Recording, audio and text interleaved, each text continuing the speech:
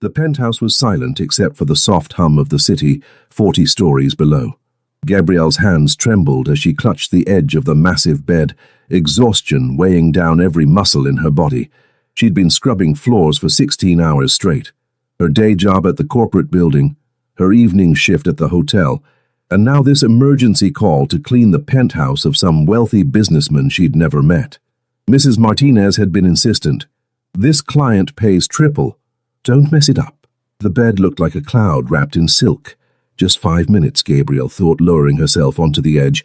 Her daughter Jada was safe with Patrice for the night. 5 minutes wouldn't hurt. The moment her head touched the pillow, darkness claimed her. She didn't hear the door open, didn't hear the footsteps that stopped abruptly at the bedroom entrance, didn't see the dangerous man in the tailored black suit freeze at the sight of a stranger in his bed. A beautiful black woman with her cleaning uniform still on, her natural curls spread across his pillow like a halo, her face peaceful in a way that made something crack in his carefully constructed armor. Seo Yong-jun had killed men for less than entering his private space, but as he stood there, watching her breathe, he found himself saying something he'd never said to anyone. "Stay." Gabrielle woke to the sensation of being watched. Her eyes flew open, and her heart stopped. Standing beside the bed was a man who looked like he'd stepped out of a dark fantasy. Tall, powerfully built, with sharp Korean features, and eyes so intense they seemed to pierce straight through her soul. His black hair was styled back perfectly, and he wore a crisp white dress shirt with the top 4 buttons undone, revealing a muscular chest and a delicate vertical tattoo of Korean characters running down the side of his neck. Oh my God, I'm so sorry." Gabrielle scrambled off the bed so fast she nearly tripped over her own feet. "I didn't mean to. I was just cleaning and You fell asleep in my bed," he said, his voice deep and measured, with barely a trace of an accent. His expression was unreadable, but something flickered in his dark eyes. "How did you get in here?" "Mrs. Martinez. She's my supervisor at the cleaning company. She sent me here for an emergency cleaning. The door was open. I swear I wasn't—" Gabrielle's voice caught in her throat as she truly took in the man before her. Everything about him screamed power and danger. The way he stood, the way he looked at her, the energy that rolled off him like a physical force. "Martinez," he repeated, his jaw tightening. "She was supposed to send the regular crew, not—" His eyes traveled over her face, her hair, the cleaning uniform that hugged her curves, the exhaustion evident in every line of her body. "Not you." "I'm sorry, Mr. Seo Yong-jun." He moved closer, and Gabrielle instinctively took a step back, hitting the bed behind her. He stopped, something shifting in his expression. "You're afraid of me." It wasn't a question. Gabrielle lifted her chin, channeling every ounce of dignity she possessed. "I'm not afraid. I'm sorry for the intrusion, and I'll leave right now. I won't charge for the job." "You were exhausted," Yong-jun said quietly, still watching her with that unsettling intensity. "When was the last time you slept, really slept?" The unexpected question threw her. That's none of your business. You fell asleep in a stranger's bed within minutes of arriving. That tells me everything I need to know." He pulled out his phone, typed something quickly. "Zone will take you home." "I can take myself home. It's 3 in the morning. You'll take the car." His tone left no room for argument, but it wasn't cruel. If anything, there was something almost concerned in his voice. The door opened and a man in a dark suit entered. He looked at Gabrielle with surprise but said nothing. "Dae-jung, take Miss—" Yong-jun paused, realizing he didn't know her name. "Gabrielle," she supplied quietly. "Gabrielle Thomas. Take Miss Thomas home safely. Make sure she gets inside." Yong-jun turned back to Gabrielle. "Your cleaning supplies are by the door. You don't need them tonight." Gabrielle wanted to argue, wanted to maintain her pride, but the weight of exhaustion was crushing. "Thank you," she said softly, gathering her things. As she moved past him, their arms brushed, and electricity shot through her body. She saw his jaw clench, saw something flash in his eyes that made her breath catch. "Gabrielle," he called as she reached the door. She turned back. Yong-jun stood in the center of his bedroom, hands in his pockets, looking at her with an expression she couldn't decipher. "You looked peaceful when you were sleeping. I haven't seen peace like that in a very long time." Her heart did something strange in her chest. Good night, Mr. Seo. Yong-jun, he corrected. Just Yong-jun. As Son Dae-jung led her to the elevator, Gabrielle couldn't shake the feeling that her life had just changed in a way she didn't yet understand. Yong-jun stood at his window, watching the car pull away 40 stories below, carrying the woman who'd invaded his sanctuary and somehow made him feel human for the first time in years. Sir? Dae-jung's voice came through his phone. Should I look into her background? Yes, everything. But don't touch her. Don't let anyone else touch her either. Understood. Yong-jun ended the call and walked back to his bed. Her scent still lingered on his pillow, something warm and slightly sweet, mixing with the industrial soap from her work. He picked up the pillow, then stopped himself, disgusted by his own behavior. He'd built an empire in the shadows, commanded loyalty through fear and respect, made grown men beg for mercy, and here he was, holding a pillow like a lovesick fool because a woman had slept in his bed for 20 minutes. But that wasn't quite true, was it? It wasn't just that she'd slept there. It was the way she'd looked, vulnerable but strong, exhausted but dignified. The way she'd lifted her chin and met his eyes, even though he could see her hands trembling. The way she'd apologized with such fierce pride, as if sleeping in his bed was the worst crime she'd ever committed. In his world, sleeping in someone's bed was the least of crimes. His phone buzzed. A message from Giovanni Marchetti. We need to talk about the waterfront. Yong-jun's expression hardened. The Italian had been pushing boundaries for months, testing his territory, trying to find weaknesses. Giovanni would find none. Yong-jun didn't have weaknesses, except now possibly he did, and she had beautiful brown skin and eyes that had looked at him like he was a man, not a monster. He typed back, "Tomorrow. My office, noon." Then he erased all thoughts of the Italian from his mind and let himself remember the woman who'd made his carefully controlled world tilt on its axis. Gabrielle barely remembered the car ride home. Son Dae-jung had been silent and professional, opening doors, making sure she was safe. The building Yong-jun lived in was the kind of place she cleaned, but would never afford. All marble and gold and views that made the city look like a jewel box. Her apartment was the complete opposite. Small, cramped, in a neighborhood that was safe enough but rough around the edges. But it was hers. Hers and Jada's. She checked her phone. A text from Patrice. "Jada's asleep. Don't worry. Get some rest, girl." Gabrielle collapsed onto her worn couch, her mind spinning. What had just happened? She'd fallen asleep in a stranger's bed. A stranger who turned out to be possibly the most intimidating and attractive man she'd ever seen.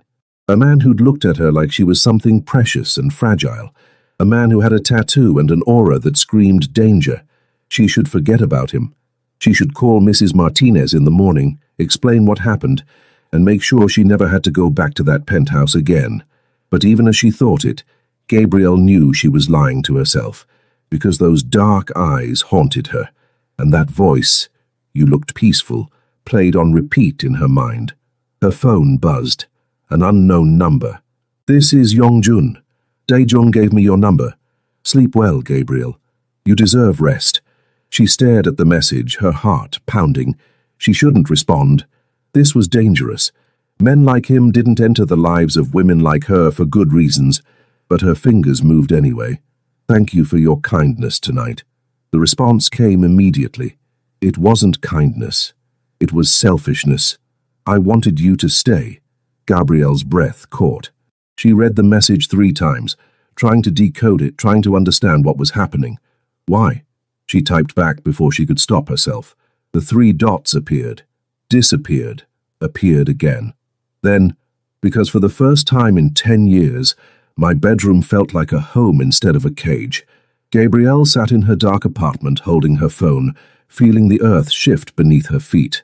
This was crazy, impossible, dangerous. And yet, she found herself typing, "Good night, Yong-jun."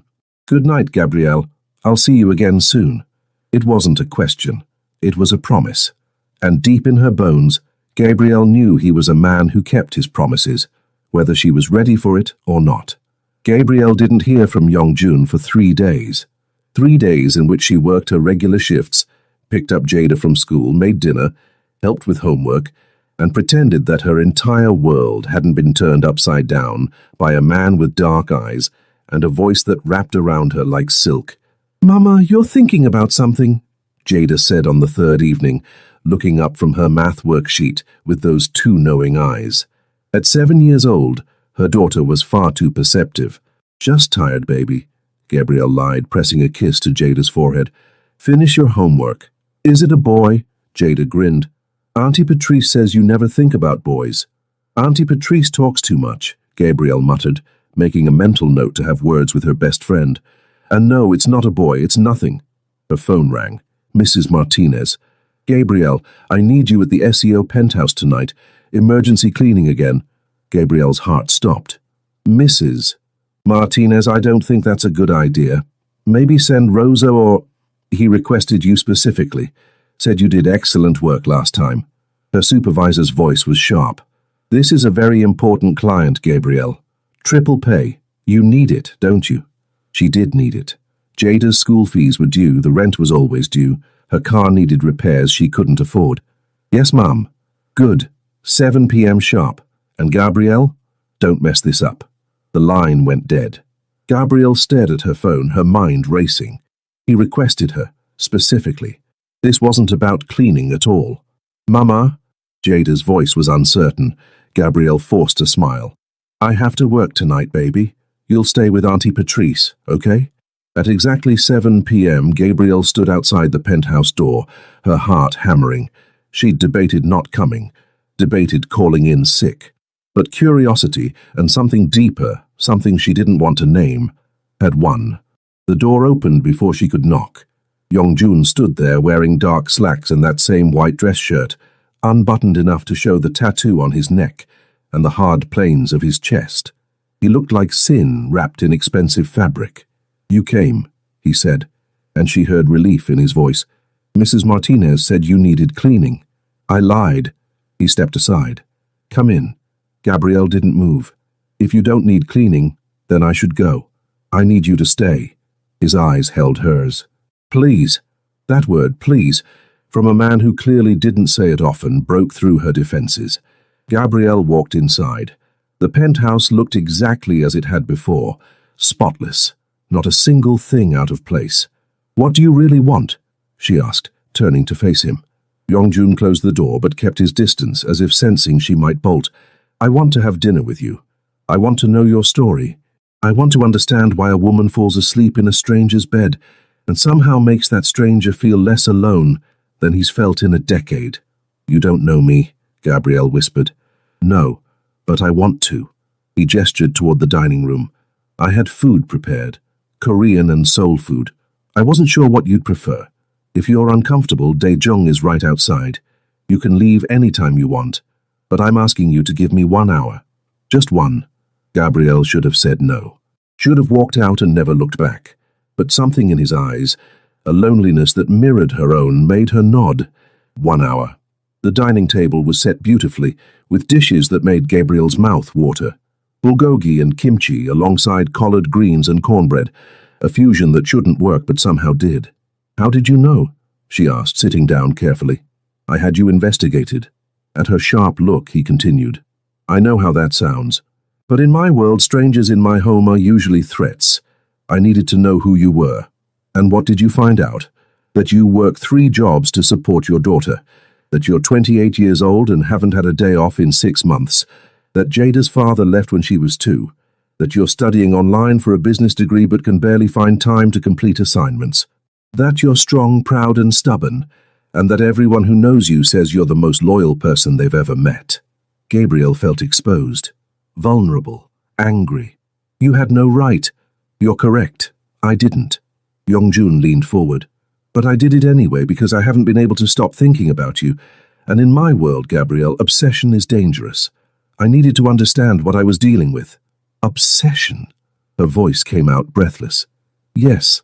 He said it simply, as if admitting something obvious. "From the moment I saw you in my bed, peaceful and beautiful, you've consumed my thoughts. I want to know everything about you. I want to take away the exhaustion in your eyes. I want to give you rest." "Why?" The question burst from her. "I'm nobody."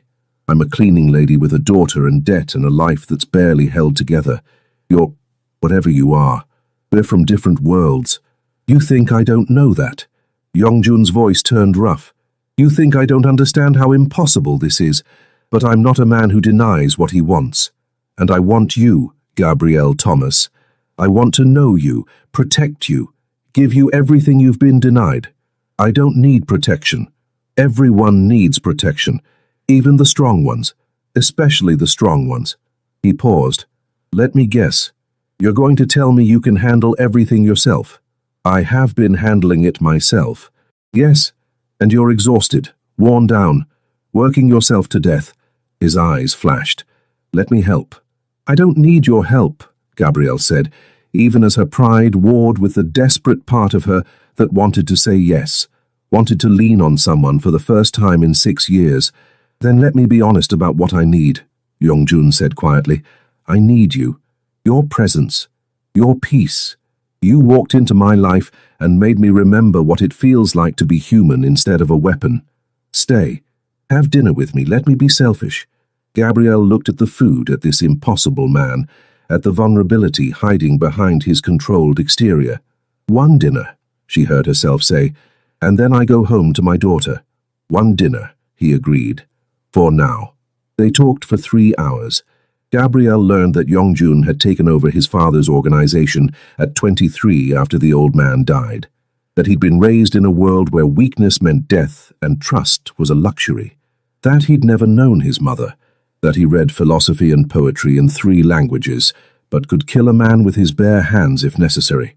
She told him about Jada, about her ex, Marcus, who'd walked away the moment fatherhood became real, about her dreams of owning her own business someday, about the exhaustion that lived in her bones. "Why do you keep going?" Yongjun asked, his eyes never leaving her face. "Because Jada deserves better. Because I refuse to let the world break me. Because giving up isn't an option." "You're extraordinary," he said softly. "I'm ordinary. I'm just doing what needs to be done. That's what makes you extraordinary." He reached across the table, his hand stopping just short of hers. "May I?" Gabrielle hesitated, then placed her hand in his. His fingers were warm, calloused, gentle despite the strength she could feel in them. Electricity shot up her arm. "This is crazy," she whispered. "Yes. You're dangerous. Yes. I should leave. Yes." His thumb traced circles on her palm. "But you won't. Not yet." He was right. Gabrielle sat there, her hand in his, feeling something shift inside her chest, something she'd locked away years ago when Marcus left. Hope. Dangerous, terrifying hope. "I have enemies," Yongjun said suddenly. "Men who would use you to hurt me if they knew you mattered. I don't matter to you. We just met." His hand tightened on hers. "Don't lie to yourself, Gabrielle. You matter. You've mattered since the moment I saw you, and that makes you a target." Fear flickered through her. "Then we should stop this. Whatever this is. We should." He stood, still holding her hand, and pulled her gently to her feet. They stood inches apart, the air between them charged with tension. "But I've never been good at doing what I should. Yongjun, let me protect you, you and Jada. I can move you somewhere safe, give you security." "No." Gabrielle pulled her hand away. "I won't be kept. I won't be bought. If you want to know me, it has to be real, not because you're paying my bills or solving my problems." Anger flashed in his eyes, followed by something that looked like respect. "You're the most stubborn woman I've ever met. And you're the most arrogant man I've ever met." They stared at each other, and then, impossibly, Yongjun smiled. A real smile that transformed his face from dangerous to devastating. "We're going to be a disaster together." "There is no together. I'm going home. I'll have Daejong drive you. I'll take the bus." "It's 11 p.m. I've taken the bus at 11 p.m. for years." "Not anymore. Not while I'm—" He stopped himself. "While you're what?" "While I'm watching over you." His voice was quiet but firm. "Whether you accept my help or not, Gabrielle, you're under my protection now. That's not negotiable." She should have been angry, should have told him he couldn't control her life. But the fierce protectiveness in his eyes made her feel something she hadn't felt in years. Safe. "This is insane," she said. "Yes." He pulled out his phone. Dae-jung will take you home. I'll see you again soon. You don't know that. Yes, I do, because you feel this too. He stepped closer, close enough that she could feel his heat, smell his scent. Something clean and masculine and intoxicating. You feel this pull between us, this impossible thing. And you're as curious as I am about where it leads. Gabrielle's breath caught. He was right. God help her. He was right. Good night, Yongjun, she whispered. He reached up, his fingers barely grazing her cheek. Good night, Gabrielle. Dream of me. As Dae-jung drove her home through the city lights, Gabrielle knew she would. She already did. And miles away, in his penthouse, Yongjun stood at his window and made a call. Dae-jung, I want full security on Gabrielle Thomas and her daughter. Discreet. They don't know they're being protected. And find out everything about Giovanni Marchetti's recent movements. If he even looks in her direction, I want to know about it. Because Yongjun had learned something tonight. He'd found his weakness. And in his world that meant war was coming. The flowers arrived at Gabrielle's apartment at 6 a.m. 24 white roses with a card. Because you deserve beautiful things. Why, Patrice, who'd stopped by to pick up Jida for school, whistled low. Girl, who is why? And why have you been holding out on me? Gabrielle stared at the flowers, torn between sending them back and burying her face in their petals. It's complicated. It's a man with money, if he can afford these beauties. Patrice crossed her arms. Spill. Now. So Gabrielle told her. Not everything, but enough. The penthouse. The dinner. The impossible attraction to a man who was completely wrong for her in every way.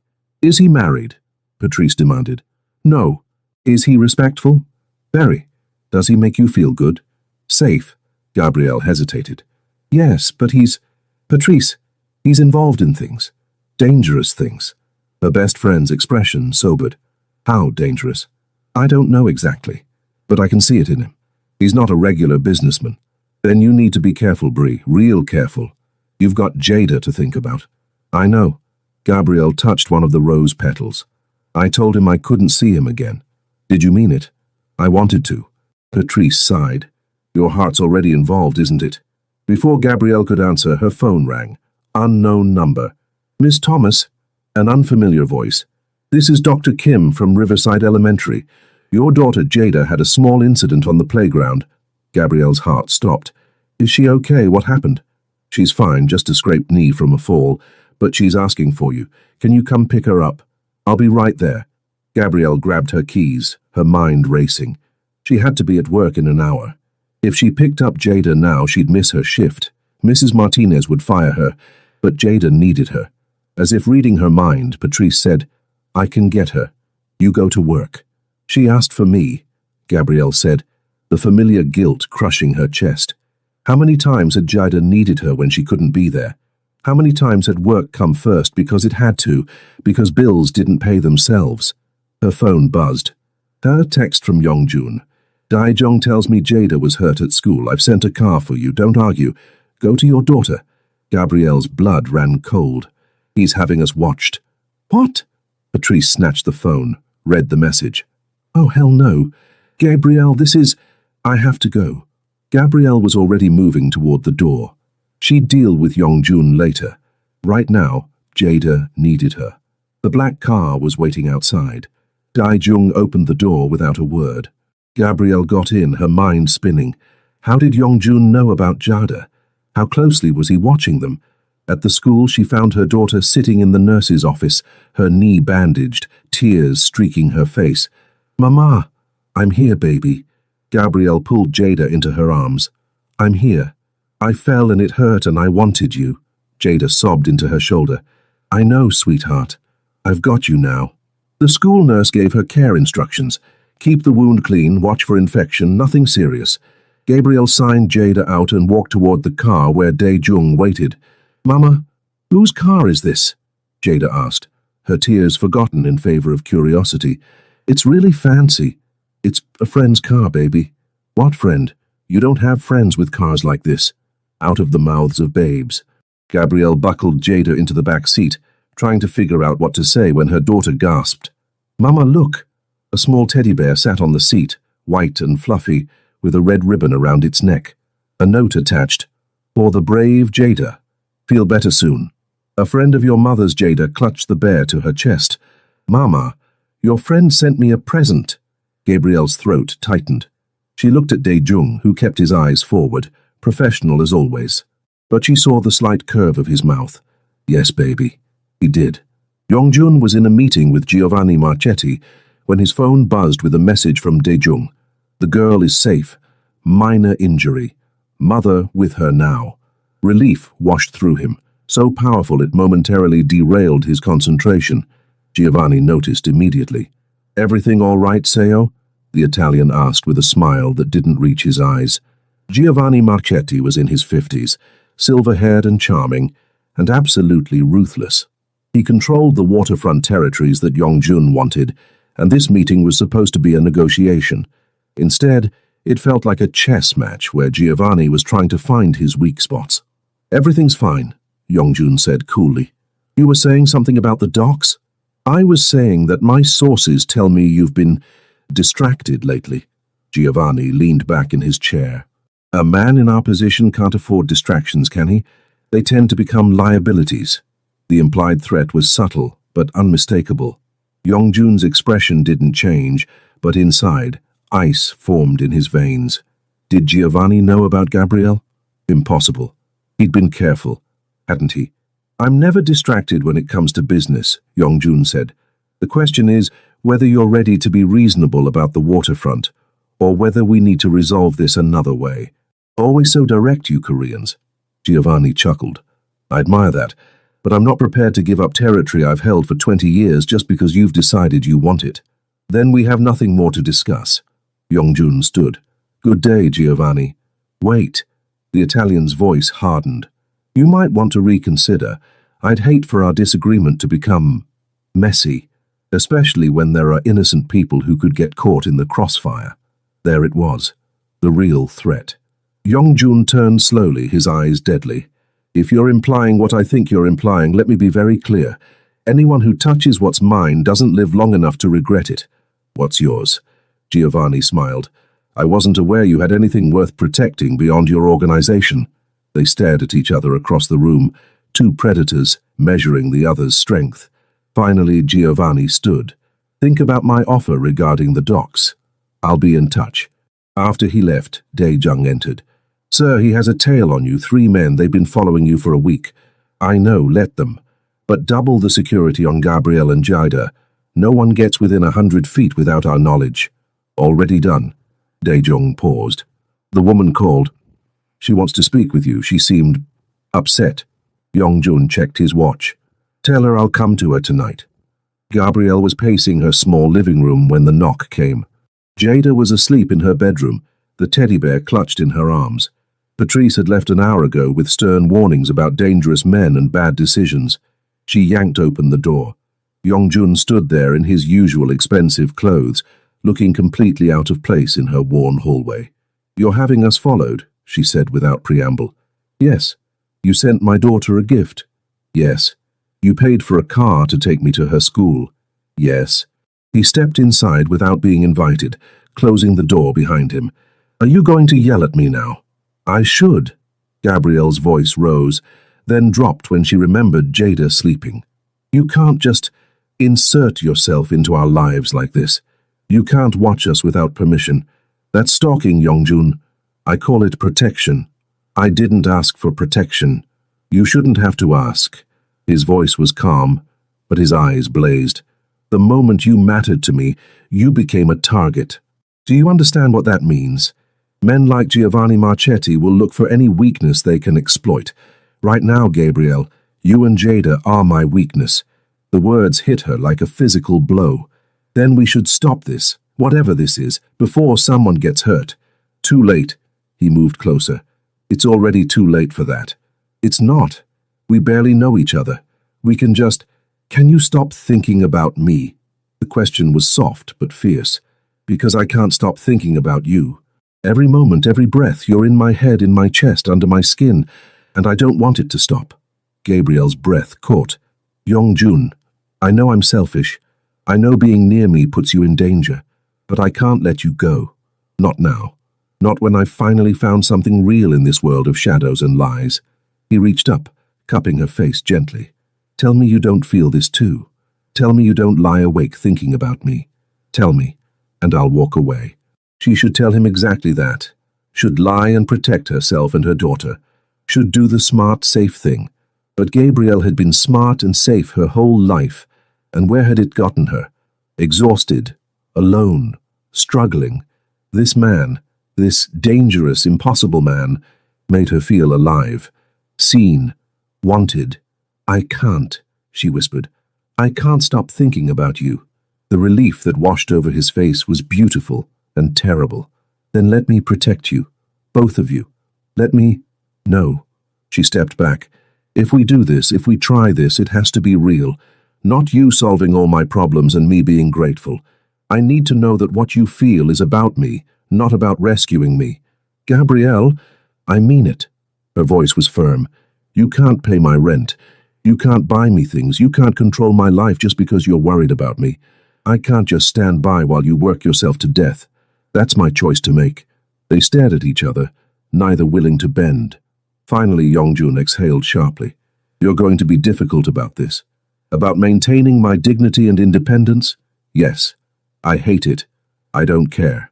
A smile tugged at his mouth. You're incredible. Stubborn and proud, and incredible. He glanced toward Jada's bedroom. Can I meet her? Your daughter? Gabrielle's heart clenched. She's asleep. And Yongjun, if you meet her, she'll get attached. And if this doesn't work out, it will work out. You can't know that. Yes, I can.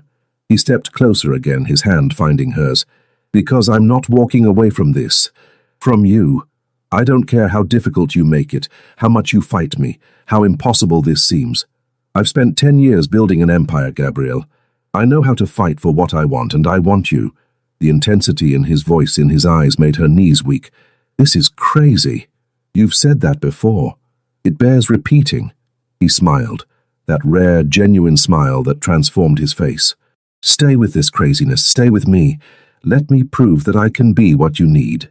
What I need is for my daughter to be safe. She will be. I swear it on my life. No one will touch her. No one will even get close. Gabrielle wanted to believe him, wanted to lean into the security he offered, the protection, the care, but fear held her back. If Giovanni Marchetti knows about us, he suspects. He doesn't know. And even if he did, he wouldn't dare move against a child. There are rules even in my world. Rules can be broken. Not by men who want to live. The lethal promise in his voice should have frightened her. Instead, it made her feel safer than she had in years. I need time, she said finally. Time to think about this. Time to figure out if I'm strong enough to be in your world. You're strong enough. His thumb traced her cheekbone. You're the strongest person I've ever met. You don't know me well enough to say that. Then let me get to know you better. Have dinner with me tomorrow. Bring Jada. Let me show you that I can be trusted with what matters most to you. The fact that he understood that what mattered most wasn't money or security but her daughter cracked something open in Gabrielle's chest. One dinner with Jada in public. Deal. He leaned down, his forehead resting against hers. Thank you for giving me a chance. I haven't decided anything yet. Yes, you have. You just don't want to admit it. He was right. God, he was right. Gabrielle had already decided, the moment he'd sent that teddy bear to her daughter, the moment he'd looked at her like she was precious, the moment he'd made her feel like she mattered. She was in so much trouble. Good night, Yongjun. Good night, Gabrielle. He pressed a soft kiss to her forehead, then another to her temple. Dream of me. Arrogant, she murmured. Truthful, he corrected, then left before she could respond. Gabrielle locked the door behind him and leaned against it, her heart racing. Through the window, she saw the black car pull away, but she also saw another car parked down the street, headlights off, engine running, his security watching over them.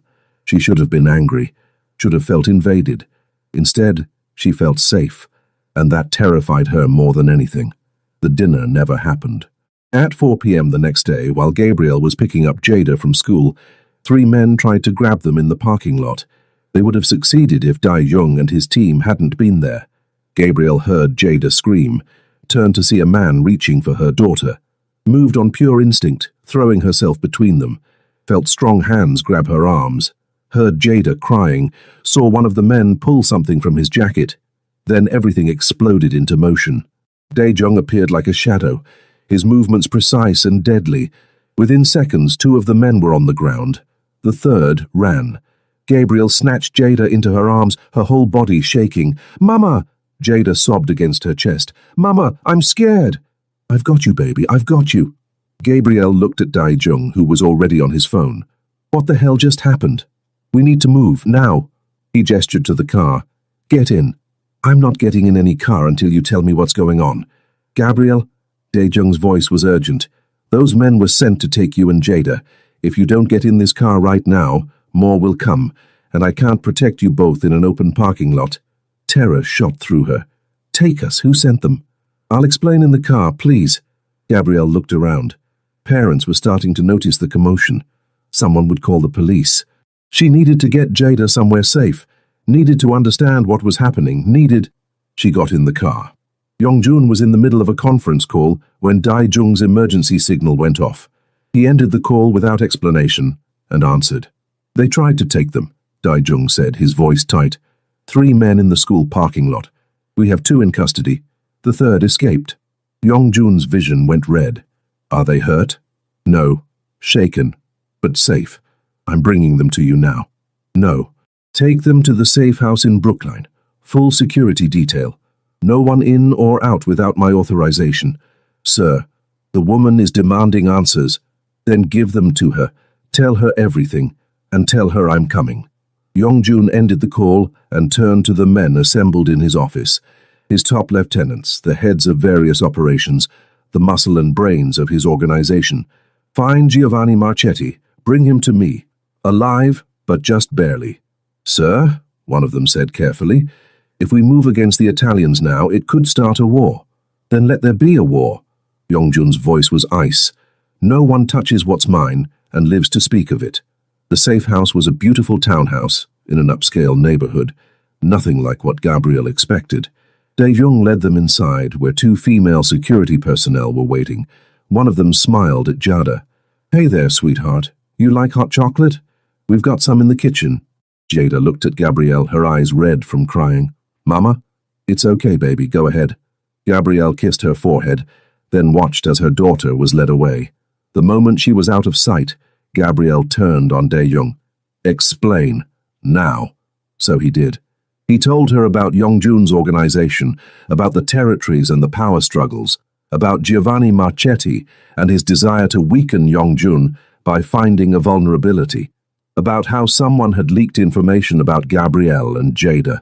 "So we don't know who yet," Dae-jung said, "but we will, and they'll be dealt with." Gabrielle sank onto the couch, her hands shaking. "This is my fault. I should never have. I put my daughter in danger. No, this is Giovanni's fault, and he'll pay for it. I need to leave. Take Jada and leave the city. Go somewhere safe. There is nowhere safe if you run. These men have reach, resources. The only way to be safe is to end the threat. And how exactly do you plan to do that?" The door opened. Yongjun walked in, his face a mask of controlled fury. His eyes found Gabrielle immediately, scanning her for injuries. "Are you hurt?" "No, but..." He crossed the room in 3 strides and pulled her into his arms, holding her so tightly she could barely breathe. I'm so sorry, this is my fault." Gabrielle felt his heart hammering against her chest, felt the tremor in his hands. This man, this dangerous, powerful man, was shaking because she'd been threatened. "Where's Jada?"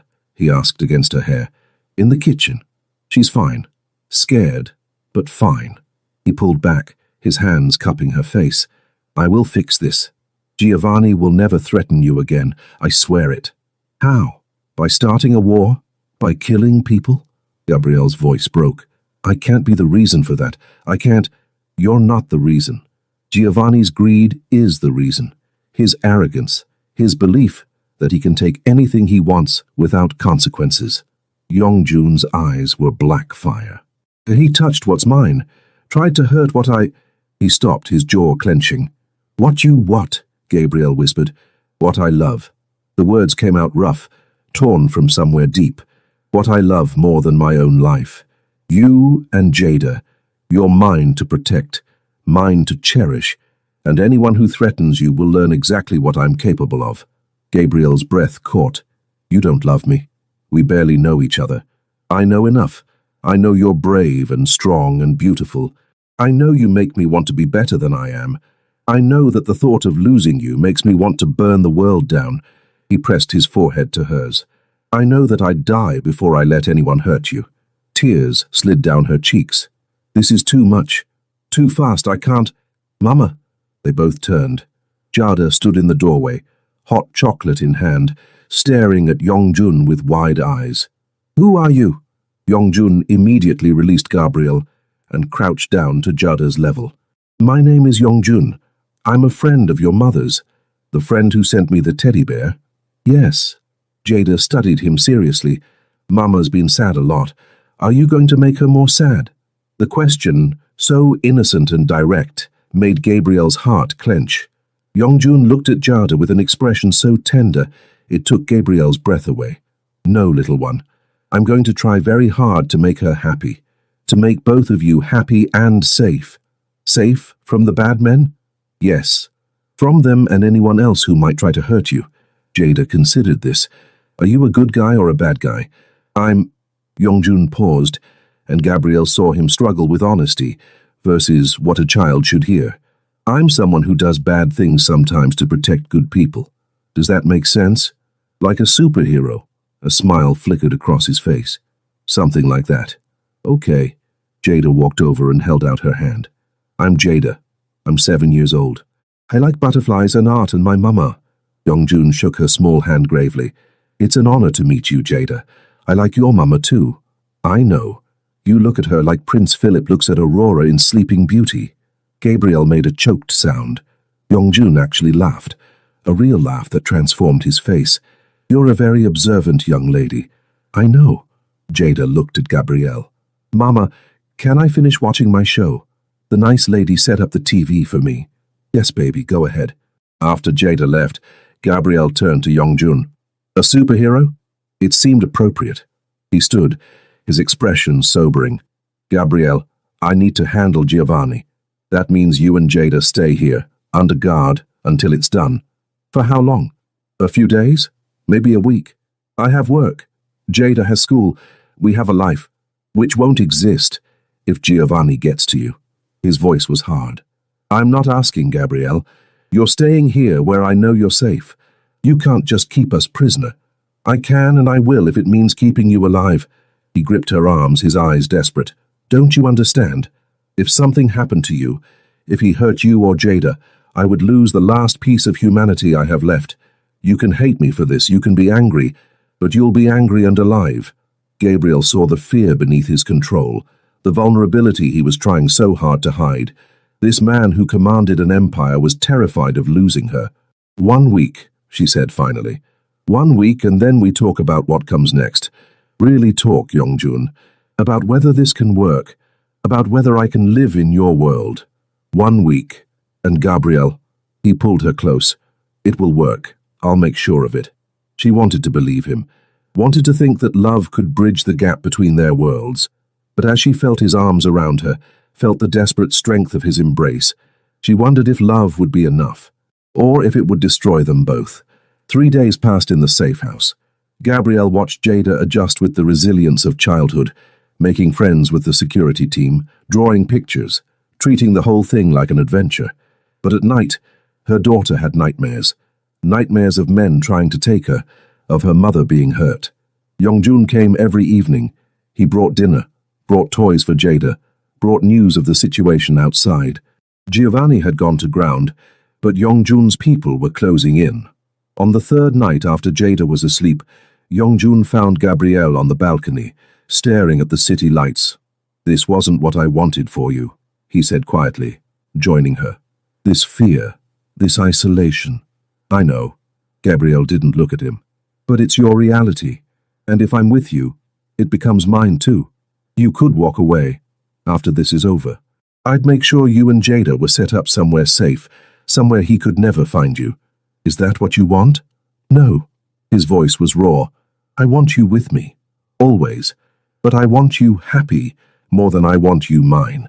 Gabrielle finally turned to face him. You really love me, don't you? Yes. Why? I'm nobody special. I'm just... You're everything. He took her hand. Your peace in a world of violence. Your light in my darkness. You're the reason I want to be better than what I was raised to be. You make me feel human, Gabrielle. Like I'm more than just the things I've done. Tears filled her eyes. I love you too. I don't want to. I know it's crazy and dangerous and probably the worst decision I've ever made, but I love you. Yongjun's expression cracked. He pulled her into his arms, holding her like she was the most precious thing in the world. Then stay.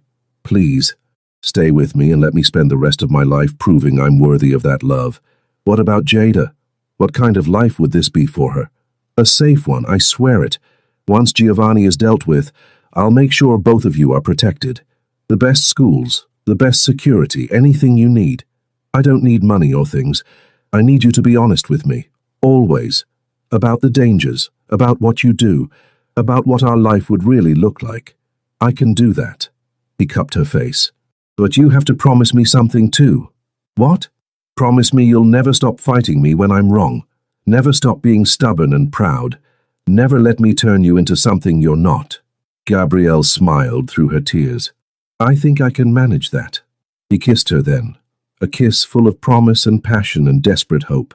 A kiss that spoke of all the words they hadn't said, all the fears they hadn't voiced, all the love they were brave enough to claim. When they pulled apart, Gabrielle rested her head on his chest. What happens now? Now I end this, and then we begin our life together. The confrontation came on the fourth day. Yongjun's people found Giovanni in a warehouse on the waterfront, the very territory they'd been fighting over. Yongjun went alone against Daejong's protests, because this was personal. Giovanni was waiting, surrounded by his men, but they were outnumbered by Yongjun's forces, hidden in the shadows, ready to strike if needed. Seo, Giovanni greeted him with false warmth. I wondered when you'd come. You made a mistake, Yongjun said coldly. You threatened innocent people, a woman, a child. I needed to send a message.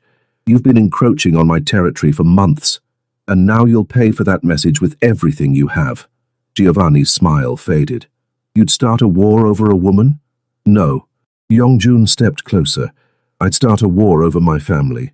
That woman and her daughter are mine, under my protection, and you tried to take them. So what now? You kill me? My organization retaliates? Your organization has already seen the evidence of your failures.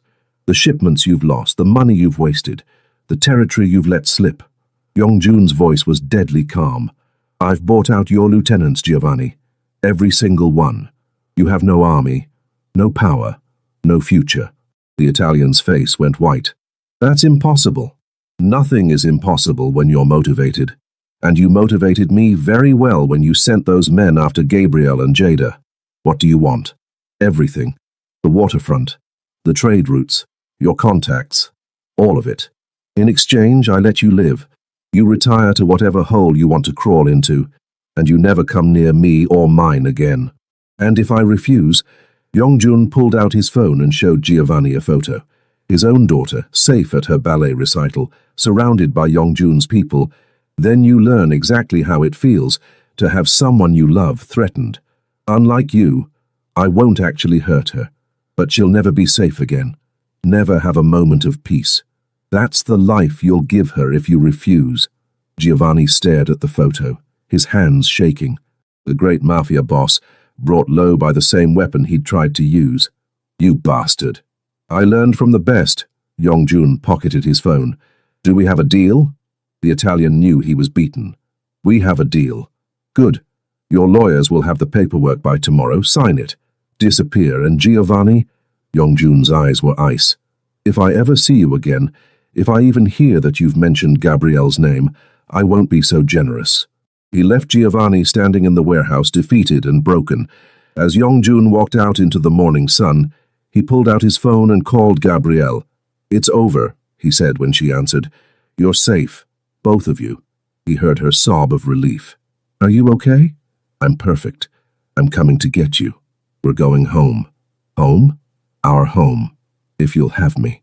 If you'll let me build a life with you. Yes. Gabrielle whispered. Yes, to all of it. 6 months later, Gabrielle stood in the kitchen of a beautiful house. Not a mansion, not a penthouse, but a real home in a safe neighborhood with good schools and a backyard where Jada could play. Yongjun had stepped back from the day-to-day operations of his organization, keeping only the legitimate businesses, letting Daejung handle the rest. He still had power, still had influence, but he'd chosen a quieter life. A life with her. She heard the front door open. "Mama," Jada's voice called. "We're home." Yongjun appeared in the doorway, Jada on his shoulders, both of them laughing. In 6 months he'd become the father Jada never had, patient, loving, present. He'd taught her Korean words, taken her to museums, sat through endless Disney movies without complaint. "How was the park?" Gabrielle asked, kissing first Jada, then Yongjun. "Amazing. Yongjun taught me how to fly a kite." Jada scrambled down and ran to show Patrice, who'd come for dinner, the pictures on her phone. Yongjun pulled Gabrielle into his arms. "I love you," he murmured against her hair. "I love you too, even when you spoil her rotten. She deserves to be spoiled. You both do." He reached into his pocket. Speaking of which, the ring was simple but beautiful, a single diamond that caught the light. Gabrielle's breath caught. "I know we've only been together 6 months, Yongjun said. "I know you might want to wait longer, but I've waited my whole life to find you, Gabrielle. I don't want to wait anymore. Marry me. Let me be your husband and Jada's father. Let me spend every day proving I'm worthy of your trust." Gabrielle looked at this man who'd turned her world upside down, who'd fought for her, protected her, loved her despite the odds. This man who'd given up his empire to build a home. "Yes," she whispered. "Yes, I'll marry you." He slid the ring on her finger and kissed her until she couldn't breathe. From the living room she heard Jada squeal and Patrice laugh. "She knew you were going to propose," Gabrielle said against his lips. "I asked her permission first. She said yes, but only if I promised to always make you happy." "And what did you say?" "I said it was the easiest promise I'd ever make." Gabrielle pulled back to look at him. This man who'd once been cold and dangerous and now looked at her like she was his whole world. "I never thought I'd find this. Someone who sees me, really sees me. I never thought I'd find peace, but then you fell asleep in my bed and changed everything." She laughed. "Best mistake I ever made. Not a mistake. Fate." He kissed her forehead, her cheeks, her lips. "I love you, Gabrielle Thomas, soon to be Gabrielle Seo. I love you too. My dangerous, impossible, wonderful man." Outside, the sun set over their new life, a life built on trust and sacrifice and love that refused to be denied. A life that started with a tired cleaning lady falling asleep in a stranger's bed and ended with forever. 2 years later, Gabriel stood in the kitchen of their home, watching through the window as Yongjun pushed 9-year-old Jada on the swing set he'd built himself. Her daughter's laughter rang through the yard, pure and joyful.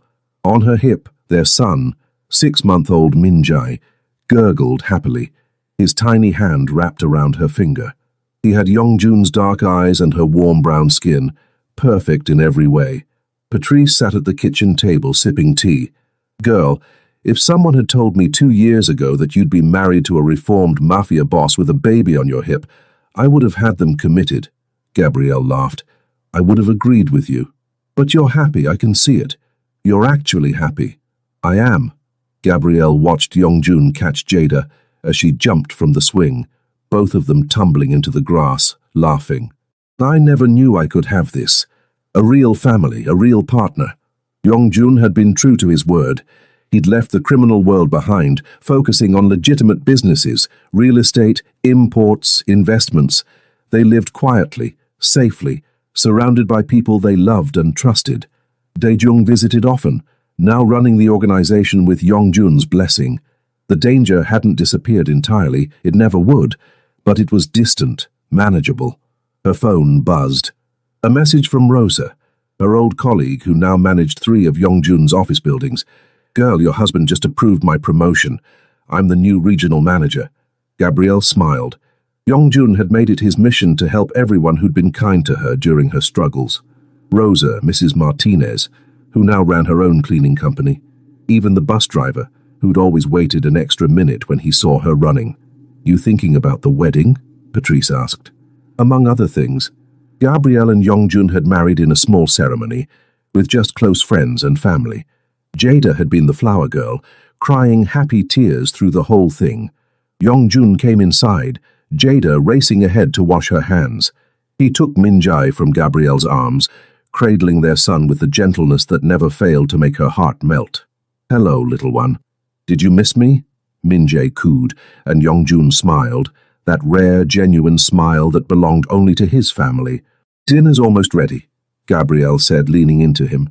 "Perfect." He kissed her temple, then her lips. "I love you, Mrs. Seo." "I love you too. Now go clean up. You're covered in grass." After dinner, after Jada was tucked into bed and Minjae was sleeping peacefully, Gabrielle and Yongjun sat on their back porch watching the stars. "Do you ever miss it?" she asked quietly. "The power? The control?" "No." His arm tightened around her shoulders. "I have everything I need right here. You, the children, this life we've built. That's the only power that matters. Even on hard days? Especially on hard days." He turned to face her. "You saved me, Gabrielle. That night you fell asleep in my bed. You didn't just rest. You gave me rest. Peace. A reason to be more than what I was. You saved me too. You showed me I deserved more than survival, that I could have joy." They sat in comfortable silence, two people from different worlds who'd found their way to each other against all odds. "Mama?" Jada's voice called from inside. "I had a bad dream." Gabrielle started to stand, but Yongjun was already moving. "I'll go," he said. "You rest."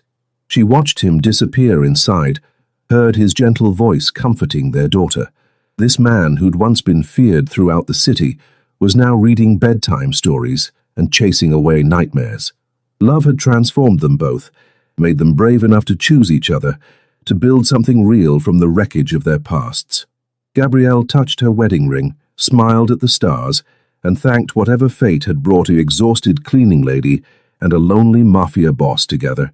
Some love stories start with grand gestures. Theirs started with rest, with one moment of vulnerability that changed everything, and now they had forever to be each other's peace.